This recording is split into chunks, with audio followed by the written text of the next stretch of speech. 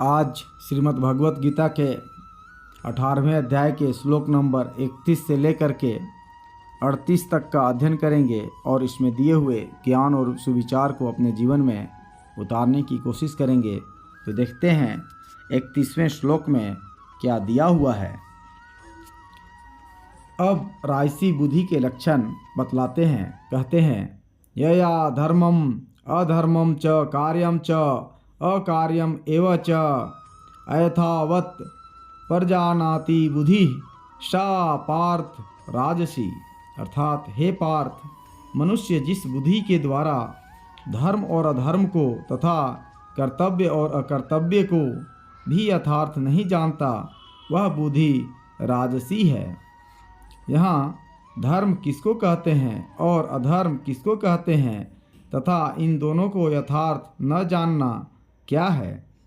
अहिंसा, सत्य, दया, शांति, ब्रह्मचर्य, सम, दम, तितिक्षा तथा यज्ञ, दान, तप एवं अध्ययन, अध्यापन, प्रजापालन, कृषि, पशुपालन और सेवा आदि जितने भी वर्णाश्रम के अनुसार शास्त्र विहित शुभ कर्म हैं, जिन आचरणों का फल शास्त्रों में इस लोक और परलोक के सुख भोग बतलाया गया है तथा जो दूसरों के हित के कर्म हैं, उन सब का नाम धर्म है।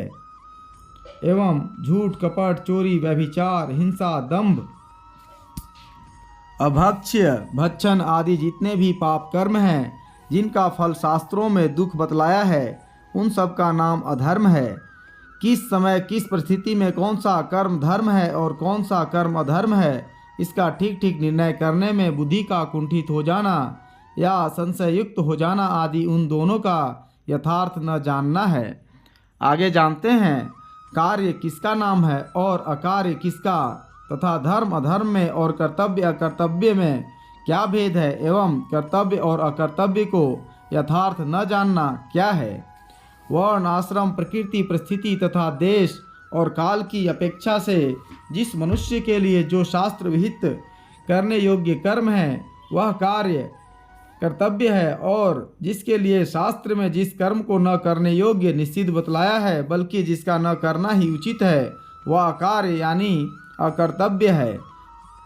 शास्त्र निषिद्ध पाप कर्म तो सबके लिए अकार्य हैं ही, किंतु शास्त्र विहित शुभ कर्मों में भी किसी के लिए कोई कर्म कार्य होता है और किसी के लिए कोई अकार्य। जैसे शूद्र के लिए सेवा करना कार्य है और यज्ञ, वेद अध्ययन आदि करना कार्य है। सन्यासी के लिए विवेक, वैराग्य, शम, दम आदि साधन कार्य है और यज्ञ, दान आदि आचरण अकार्य है। ब्राह्मण के लिए यज्ञ करना, कराना, दान देना, लेना, वेद पढ़ना पढ़ाना कार्य है और नौकरी करना अकार्य है। वैश्य के लिए कृषि, गोरक्षा और वाणिज्य आदि कार्य है और दान लेना अकार्य है।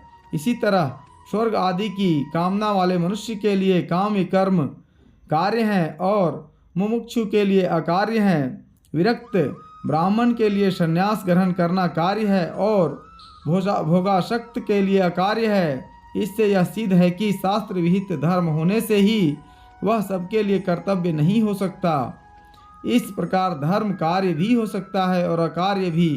यही धर्म और कार्य अकार्य का भेद है। किसी भी कर्म के करने का या त्यागने का अवसर आने पर अमुक कर्म मेरे लिए कर्तव्य है या कर्तव्य, मुझे कौन सा कर्म किस प्रकार करना चाहिए और कौन सा नहीं करना चाहिए, इसका ठीक ठीक निर्णय करने में जो बुद्धि का किंग कर्तव्य विमूढ़ हो जाना या संशय युक्त हो जाना है, यही कर्तव्य और अकर्तव्य को यथार्थ न जानना है।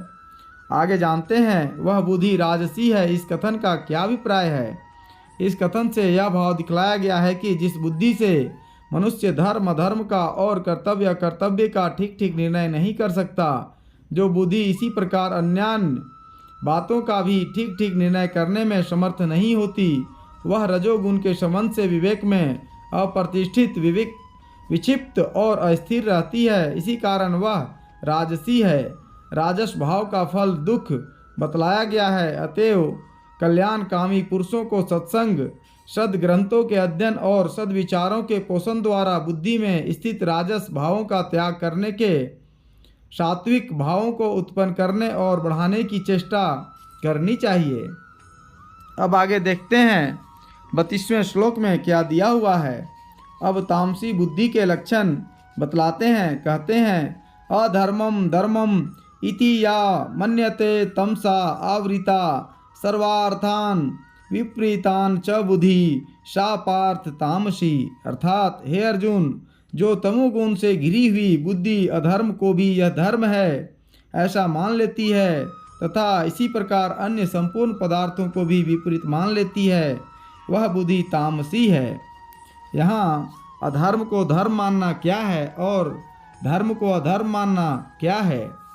ईश्वर निंदा, देव निंदा, शास्त्र विरोध, माता पिता गुरु आदि का अपमान, वर्णाश्रम धर्म के प्रतिकूल आचरण, असंतोष, दंभ, कपट, व्यभिचार, असत्य भाषण, परपीड़न, अभक्ष्य भोजन, यथेच्छाचार और पर सत्वापहरण आदि निषिद्ध पाप कर्मों को धर्म मान लेना और धृति, क्षमा, मनोनिग्रह, अस्तेय, शौच, इंद्रिय निग्रह, घी, धी, विद्या, सत्य, क्रोध, ईश्वर पूजन, देवोपासना, शास्त्र सेवन, वर्णाश्रम धर्मानुसार आचरण, माता पिता आदि गुरुजनों की आज्ञा का पालन, सरलता, ब्रह्मचर्य, सात्विक भोजन, अहिंसा और परोपकार आदि शास्त्र विहित पुण्य कर्मों को अधर्म मानना, यही अधर्म को धर्म और धर्म को अधर्म मानना है।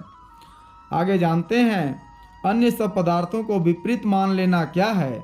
अधर्म को धर्म मान लेने की भांति ही अकर्तव्य को कर्तव्य, दुख को सुख, अनित्य को नित्य, अशुद्ध को शुद्ध और हानि को लाभ मान लेना आदि जितना भी विपरीत ज्ञान है वह सब अन्य पदार्थों को विपरीत मान लेने के अंतर्गत है। आगे जानते हैं वह बुद्धि तामसी है। इस कथन का क्या भाव है? इस कथन से यह भाव दिखलाया गया है कि तमोगुण से ढकी रहने के कारण जिस बुद्धि की विवेक शक्ति सर्वथा लुप्त सी हो गई है, इसी कारण जिसके द्वारा प्रत्येक विषय में बिल्कुल उल्टा निश्चय होता है, वह बुद्धि तामसी है। ऐसी बुद्धि मनुष्य को अधोगति में ले जाने वाली है। इसीलिए कल्याण चाहने वाले मनुष्यों को इस प्रकार की विपरीत बुद्धि का सर्वथा त्याग कर देना चाहिए। अब आगे देखते हैं 33वें श्लोक में क्या दिया हुआ है। अब सात्विकी धृति के लक्षण बतलाते हैं। कहते हैं धृत्या यया धार्यते मनः प्राण इंद्रिय क्रिया योगेन अब व्यभिचारणीया धृति ही सा पार्थ सात्विकी। अर्थात हे पार्थ, जिस अव्यभिचारिणी धारण शक्ति से मनुष्य ध्यान योग के द्वारा मन, प्राण और इंद्रियों की क्रियाओं को धारण करता है, वह धृति सात्विकी है। यहाँ अव्यभिचारणीया विशेषण के सहित धृत्या पद किसका वाचक है और उससे ध्यान योग के द्वारा मन, प्राण और इंद्रियों की क्रियाओं को धारण करना क्या है? किसी भी क्रिया, भाव या वृत्ति को धारण करने की, उसे दृढ़तापूर्वक स्थिर रखने की जो शक्ति विशेष है, जिसके द्वारा धारण की हुई कोई भी क्रिया, भावना या वृत्ति विचलित नहीं होती, प्रत्युत चिरकाल तक स्थिर रहती है, उस शक्ति का नाम धृति है। परंतु इसके द्वारा मनुष्य जब तक भिन्न भिन्न उद्देश्यों से नाना विषयों को धारण करता रहता है, तब तक इसका व्यभिचार दोष नष्ट नहीं होता। जब इसके द्वारा मनुष्य अपना एक अटल उद्देश्य स्थिर कर लेता है, उस समय यह अव्यभिचारिणी हो जाती है। सात्विक धृति का एक ही उद्देश्य होता है, परमात्मा को प्राप्त करना। इसी कारण उसे अव्यभिचारिणी कहते हैं। इस प्रकार की धारण शक्ति का वाचक यहाँ अव्यभिचारणीया विशेषण के सहित धृत्या पद है। ऐसी धारण शक्ति से जो परमात्मा को प्राप्त करने के लिए ध्यान योग द्वारा मन, प्राण और इंद्रियों की क्रियाओं को अटल रूप से परमात्मा में रोके रखना है, यही उपर्युक्त धृति से ध्यान योग के द्वारा मन, प्राण और इंद्रियों की क्रियाओं को धारण करना है। आगे जानते हैं वह धृति सात्विकी है। इस कथन का क्या भाव है? इससे यह भाव दिखलाया है कि जो धृति परमात्मा की प्राप्ति रूप एक ही उद्देश्य में सदा स्थिर रहती है, जो अपने लक्ष्य से कभी विचलित नहीं होती, जिसके भिन्न भिन्न उद्देश्य नहीं हैं तथा जिसके द्वारा मनुष्य परमात्मा की प्राप्ति के लिए मन और इंद्रिय आदि को परमात्मा में लगाए रखता है और किसी भी कारण से उनको विषयों में आसक्त और चंचल न होने देकर सदा सर्वदा अपने वश में रखता है, ऐसी धृति सात्विक है। इस प्रकार की धारण शक्ति मनुष्य को शीघ्र ही परमात्मा की प्राप्ति कराने वाली होती है। अतएव कल्याण चाहने वाले पुरुष को चाहिए कि वह अपनी धारण शक्ति को इस प्रकार सात्विक बनाने की चेष्टा करे। अब आगे देखते हैं 34वें श्लोक में क्या दिया हुआ है। अब राजसी धृति के लक्षण बतलाते हैं। यया तु धर्म कमार्थनम दित्या धार्यते अर्जुन प्रसंगेन फलाकांक्षी धृति सा पार्थ राजसी। अर्थात परंतु हे पृथा पुत्र अर्जुन, फल की इच्छा वाला मनुष्य जिस धारण शक्ति के द्वारा अत्यंत आसक्ति से धर्म अर्थ और कामों को धारण करता है वह धारण शक्ति राजसी है। यहाँ फलाकांक्षी पद कैसे मनुष्य का वाचक है तथा ऐसे मनुष्य का धारण शक्ति के द्वारा अत्यंत आसक्ति से धर्म अर्थ और काम इन तीनों को धारण करना क्या है। फलाकांक्षी पद इन कर्मों के फल रूप इस लोक और परलोक के विभिन्न प्रकार के भोगों की इच्छा करने वाले सकाम मनुष्य का वाचक है। ऐसे मनुष्य का जो अपनी धारण शक्ति के द्वारा अत्यंत आसक्ति पूर्वक धर्म का पालन करना है, यही उसका धृति के द्वारा धर्म को धारण करना है। एवं जो धन आदि पदार्थों को और उनसे सिद्ध होने वाले भोगों को ही जीवन का लक्ष्य बनाकर अत्यंत आसक्ति के कारण दृढ़तापूर्वक उनको पकड़े रखना है, यही उसका धृति के द्वारा अर्थ और कामों को धारण करना है। आगे जानते हैं वह धारण शक्ति राजसी है। इस कथन का क्या भाव है। इस कथन से यह भाव दिखलाया गया है कि जिस धृति के द्वारा मनुष्य मोक्ष के साधनों की ओर कुछ भी ध्यान न देकर केवल उपर्युक्त प्रकार से धर्म अर्थ और काम इन तीनों को ही धारण किए रहता है, वह धृति रजोगुण से संबंध रखने वाली होने के कारण राजसी है, क्योंकि आसक्ति और कामना ये सब रजोगुण के ही कार्य हैं। इस प्रकार की धृति मनुष्य को कर्मों द्वारा बांधने वाली है। अतएव कल्याणकामी मनुष्य को चाहिए कि अपनी धारण शक्ति को राजसी न होने देकर सात्विकी बनाने की चेष्टा करे। अब आगे देखते हैं 35वें श्लोक में क्या दिया हुआ है। अब तामसी धृति का लक्षण बतलाते हैं। कहते हैं यया स्वप्नम भयम शोकम विषादम मदम एव च न विमुञ्चति दुर्मेधा धृति सा पार्थ तामसी। अर्थात हे पार्थ, दुष्ट बुद्धि वाला मनुष्य जिस धारण शक्ति के द्वारा निद्रा भय चिंता और दुख को तथा उन्मत्तता को भी नहीं छोड़ता अर्थात धारण किए रहता है, वह धारण शक्ति तामसी है। यहाँ दुर्मेधा पद कैसे मनुष्य का वाचक है तथा यहाँ इसके प्रयोग का क्या भाव है। जिसकी बुद्धि अत्यंत मंद और मलिन हो, जिसके अंतःकरण में दूसरों का अनिष्ट करने आदि के भाव भरे रहते हों, ऐसे दुष्ट बुद्धि मनुष्य का वाचक दुर्मेधा पद है। इसका प्रयोग करके यह भाव दिखलाया है कि ऐसे मनुष्यों में तामसी धृति हुआ करती है। आगे जानते हैं स्वप्न भय शोक विषाद और मद ये शब्द अलग अलग किन किन भावों के वाचक हैं तथा धृति के द्वारा इनको न छोड़ना अर्थात धारण किए रहना क्या है।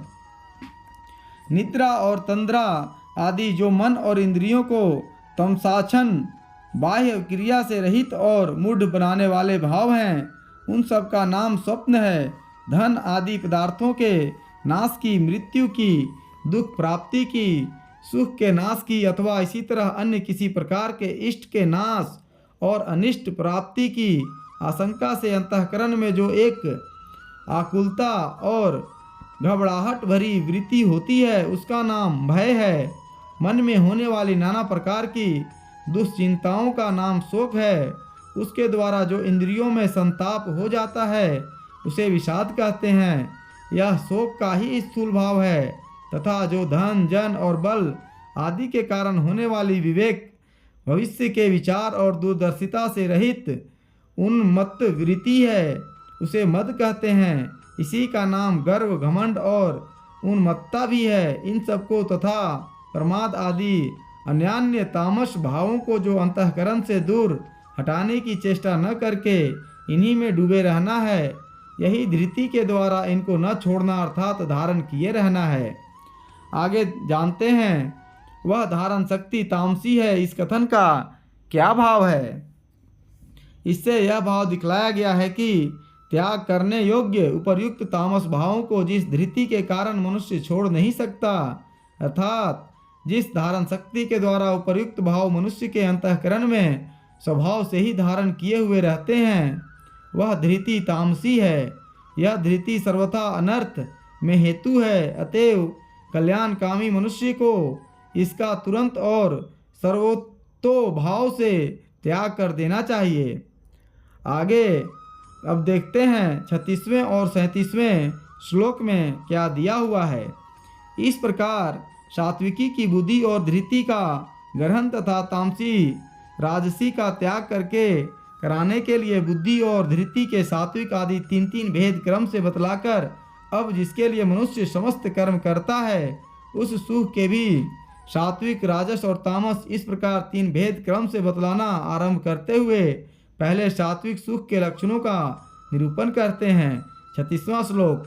सुखम त्विंदानीम त्रिविधम श्रीनु में भर्तसभ अभ्यास आद्रमते यत्र दुखांतम च निगच्छति। 37वां श्लोक।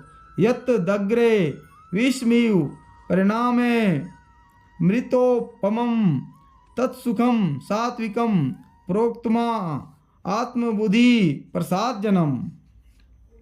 अर्थात हे भरत श्रेष्ठ, अब 3 प्रकार के सुख को भी तू मुझसे सुन। जिस सुख में साधक मनुष्य भजन, ध्यान और सेवा आदि के अभ्यास से रमन करता है और जिसके दुखों के अंत को प्राप्त हो जाता है, जो ऐसा सुख है वह आरंभ काल में यद्यपि विष के तुल्य प्रतीत होता है, परंतु परिणाम में अमृत के तुल्य है। इसलिए वह परमात्म विषयक बुद्धि के प्रसाद से उत्पन्न होने वाला सुख सात्विक कहा गया है। यहाँ अब 3 प्रकार के सुख को भी तू मुझसे सुन, इस कथन का क्या भाव है। इससे भगवान ने यह भाव दिखलाया है कि जिस प्रकार मैंने ज्ञान, कर्म, कर्ता, बुद्धि और धृति के सात्विक, राजस और तामस भेद बतलाए हैं, उसी प्रकार सात्विक सुख को प्राप्त कराने के लिए और राजस तामस का त्याग कराने के लिए अब तुम्हें सुख के भी 3 भेद बतलाता हूँ, उनको तुम सावधानी के साथ सुनो। यहाँ आगे जानते हैं यत्र पद किस सुख का वाचक है तथा अभ्यास से रमन करता है, इस कथन का क्या भाव है। जो सुख प्रशांत मन वाले योगी को मिलता है, उसी उत्तम सुख का वाचक यहाँ यत्र पद है। मनुष्य को इस सुख का अनुभव तभी होता है जब वह इस लोक और परलोक के समस्त भोग सुखों को क्षणिक समझकर उन सबसे आसक्ति हटाकर निरंतर परमात्म स्वरूप के चिंतन का अभ्यास करता है। बिना साधन के इसका अनुभव नहीं हो सकता। यही भाव दिखलाने के लिए इस सुख का जिसमें अभ्यास से रमन करता है यह लक्षण किया गया है। आगे जानते हैं जिससे दुखों के अंत को प्राप्त हो जाता है, इस कथन का क्या भाव है। इससे यह दिखलाया गया है कि जिस सुख में रमन करने वाला मनुष्य आध्यात्मिक, आदि दैविक और आदि भौतिक सब प्रकार के दुखों के संबंध से सदा के लिए छूट जाता है, जिस सुख के अनुभव का फल निरति सह सुख स्वरूप सचितानंद घन पर ब्रह्म परमात्मा की प्राप्ति बतलाया गया है, वही सात्विक सुख है। आगे जानते हैं यहाँ अग्रे पद किस समय का वाचक है और सात्विक सुख का विष के तुल्य प्रतीत होना क्या है। जिस समय मनुष्य सात्विक सुख की महिमा सुनकर उसको प्राप्त करने की इच्छा से उसकी प्राप्ति के उपायभूत विवेक, वैराग्य, सम, दम और तितिक्षा आदि साधनों में लगता है, उस समय का वाचक यहाँ अग्रे पद है। उस समय जिस प्रकार बालक अपने घर वालों से विद्या की महिमा सुनकर विद्या अभ्यास की चेष्टा करता है, पर उसके महत्व का यथार्थ अनुभव न होने के कारण आरंभ काल में अभ्यास करते समय उसे खेल कूद को छोड़कर विद्याभ्यास में लगे रहना अत्यंत कष्टप्रद और कठिन प्रतीत होता है, उसी प्रकार सात्विक सुख के लिए अभ्यास करने वाले मनुष्य को भी विषयों का त्याग करके संयम पूर्वक विवेक, वैराग्य, सम, दम और तितिक्षा आदि साधनों में लगे रहना अत्यंत श्रमपूर्ण और कष्टप्रद प्रतीत होता है। यही आरंभ काल में सात्विक सुख का विष के तुल्य प्रतीत होना है। आगे जानते हैं, वह सुख परिणाम में अमृत के तुल्य है। इस कथन का क्या भाव है? इससे यह दिखलाया गया है कि जब सात्विक सुख की प्राप्ति के लिए साधन करते करते साधक को उस ध्यान जनित सुख का अनुभव होने लगता है, तब उसे वह अमृत के तुल्य प्रतीत होता है। उस समय उसके सामने संसार के समस्त भोग सुख तुच्छ, नगण्य और दुख रूप प्रतीत होने लगते हैं। आगे जानते हैं, वह परमात्म विषयक बुद्धि के प्रसाद से होने वाला सुख सात्विक कहा गया है। इस कथन का क्या भाव है? उपर्युक्त प्रकार से अभ्यास करते करते निरंतर परमात्मा का ध्यान करने के फलस्वरूप अंतःकरण के स्वच्छ होने पर इस सुख का अनुभव होता है। इसीलिए इस सुख को परमात्मा बुद्धि के प्रसाद से उत्पन्न होने वाला बतलाया गया है और वह सुख सात्विक है। इस कथन से यह भाव दिखलाया गया है कि यही सुख उत्तम सुख है। राजस और तामस सुख वास्तव में सुख ही नहीं है, वे तो नाम मात्र के ही सुख हैं, परिणाम में दुख रूप ही हैं।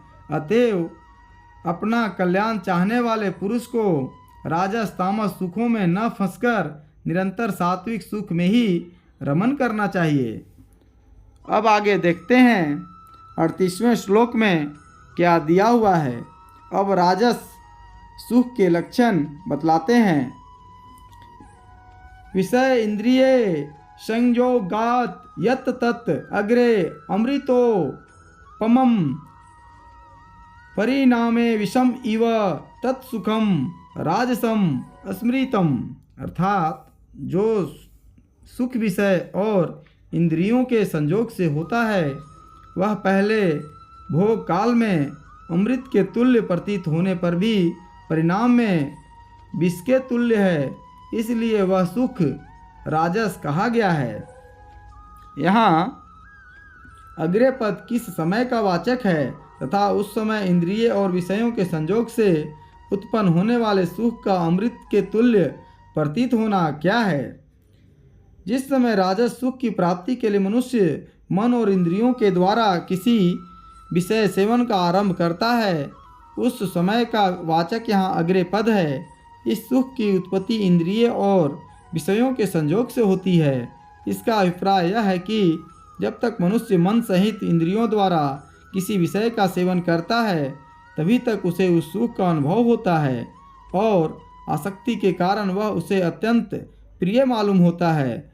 उस समय वह उसके सामने किसी भी अदृष्ट सुख को कोई चीज़ नहीं समझता।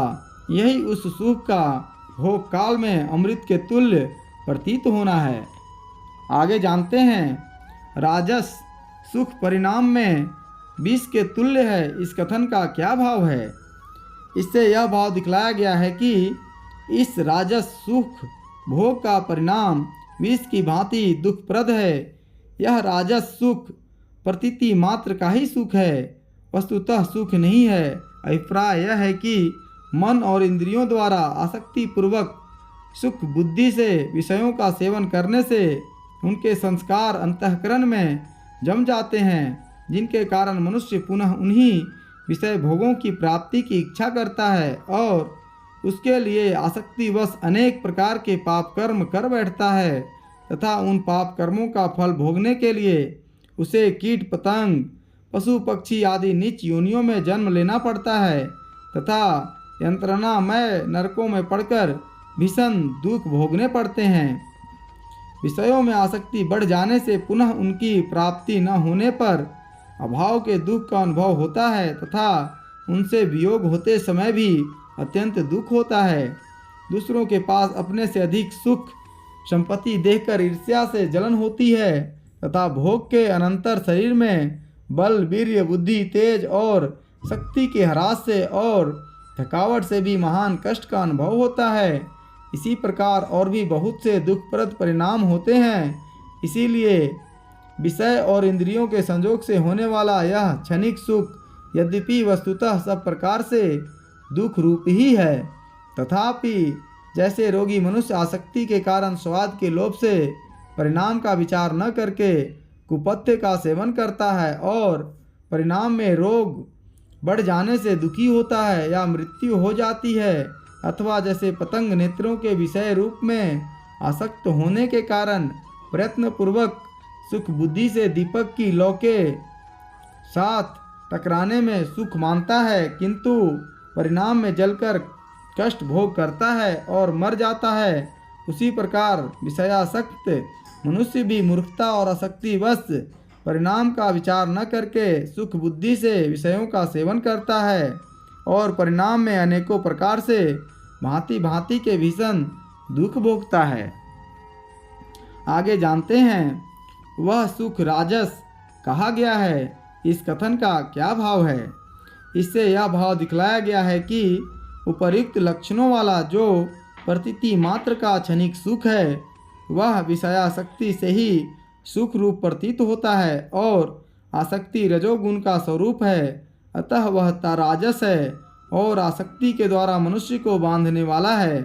इसलिए कल्याण चाहने वालों को ऐसे सुख में नहीं फंसना चाहिए। इस प्रकार 38वां श्लोक समाप्त हुआ। आज के लिए इतना ही, फिर मिलेंगे अगले श्लोक में। तब तक के लिए धन्यवाद।